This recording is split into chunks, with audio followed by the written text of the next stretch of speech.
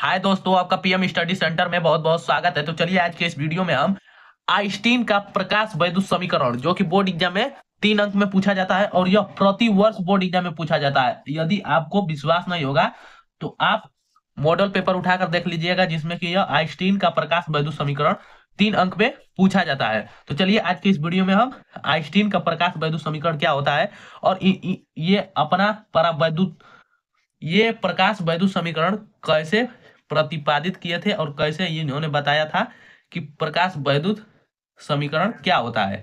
तो चलिए यहाँ पर इन्होंने इन्हें परिभाषा दिया था कि आइंस्टीन ने सन 1905 ईस्वी में प्रकाश वैद्युत प्रभाव की व्याख्या प्लैंक के क्वांटम सिद्धांत के आधार पर की है।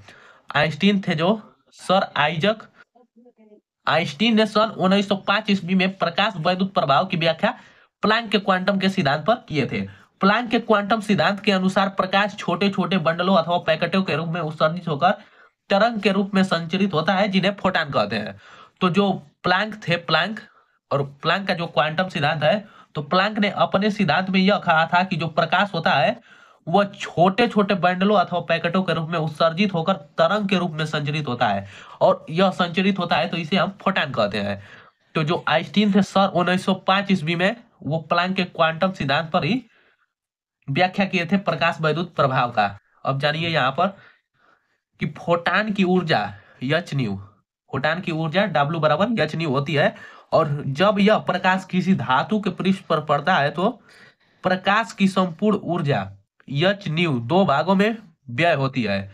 जब फोटान की ऊर्जा किसी धातु के पृष्ठ पर पड़ती है तो उसकी यह ऊर्जा 2 भागों में विभक्त हो जाती है। कौन कौन से भाग में विभक्त होती है, चलिए आइए देखते हैं। पहला यहाँ पर रहा कि प्रकाश ऊर्जा, पहला उसका ऊर्जा व्यय हो रहा है किसमें, कि प्रकाश ऊर्जा का कुछ भाग प्रकाश इलेक्ट्रॉनों को उत्सर्जित करने में व्यय होता है, और दूसरा यह है कि प्रकाश ऊर्जा का शेष भाग उत्सर्जित इलेक्ट्रॉन को गतिज ऊर्जा प्रदान करने में होता है।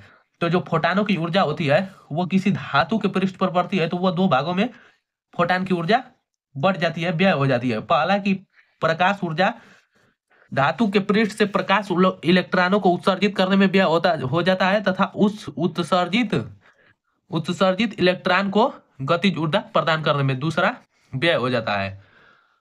तो ये रहा कि इसी पर आइंस्टीन ने अपना प्रकाश वैद्युत समीकरण दिया था। तो चलिए इन दोनों को आप याद रखेंगे, बस इतना लिखेंगे आप बोर्ड एग्जाम में, और इन्हीं दोनों माध्यम से प्रकाश वैद्युत समीकरण को सिद्ध करेंगे, आइंस्टीन के प्रकाश वैद्युत समीकरण को। तो कह रहा है पहला कि जो ये ऊर्जा है फोटानों की ऊर्जा एच न्यू, वो पहले तो उत्सर्जित इलेक्ट्रॉन को उत्पन्न करने में व्यय हो रहा है, और दूसरा उन्हें गतिज ऊर्जा प्रदान करने में व्यय हो रहा है। तो यहाँ पर हमारा हो जाएगा फोटानों की ऊर्जा एच न्यू कितने भागों में विभक्त हो रहा है।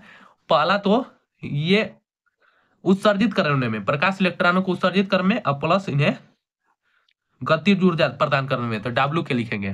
तो ये दोनों बराबर हो जाएगा एच न्यू के, फोटानों की ऊर्जा के बराबर हो जाएगा। कि ये हमारा जो W है, तो जो फोटानों की ऊर्जा होती है वो पहले तो उन्हें उत्सर्जित करने में, और जबकि उन्हें गतिज ऊर्जा प्रदान करने में, तो गतिज ऊर्जा हमारा E के होता है। यहाँ पर इसके लिए सॉरी W के लिखा गया है, यहाँ पर हमारा E के है।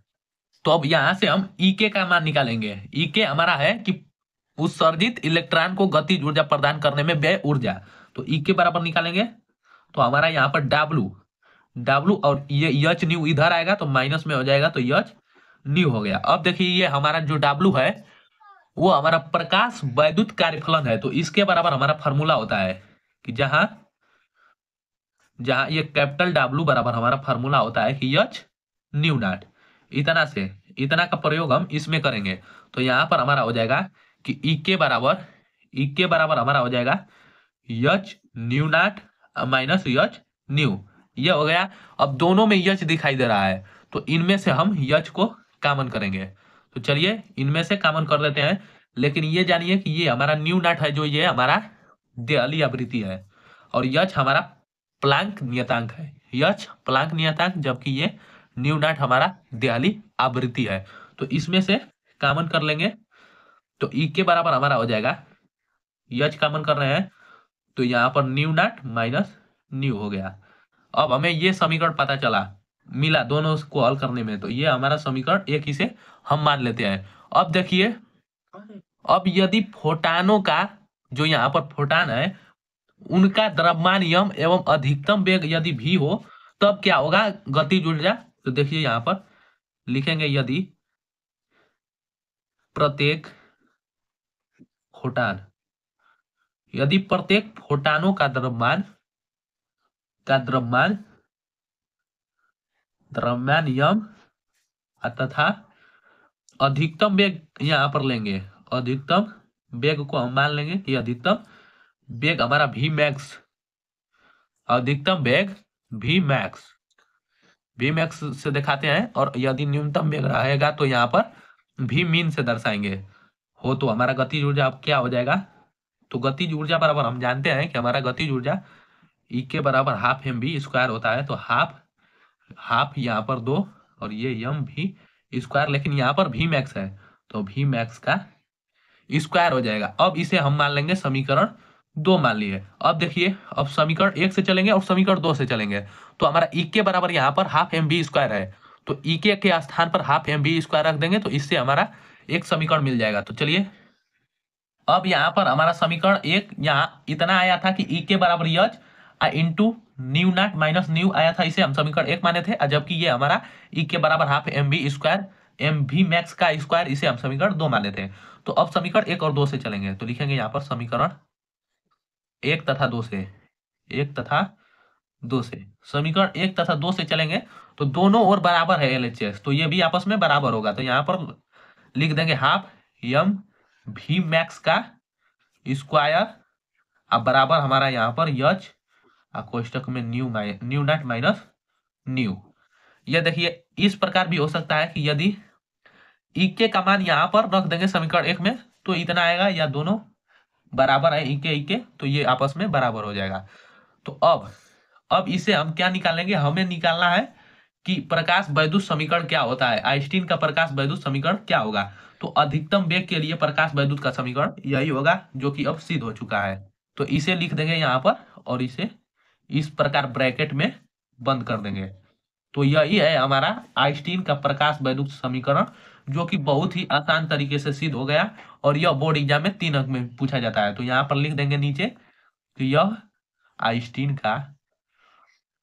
का प्रकाश वैद्युत समीकरण है, प्रकाश वैद्युत समीकरण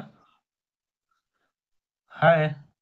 तो ये हमारा सिद्ध हो चुका, और इसे बोर्ड एग्जाम की दृष्टि से यह very very most important topic है, इसे देख कर ही जाइएगा बोर्ड एग्जाम में, क्योंकि यह हर साल अधिक बार बोर्ड एग्जाम में पूछा जा चुका है।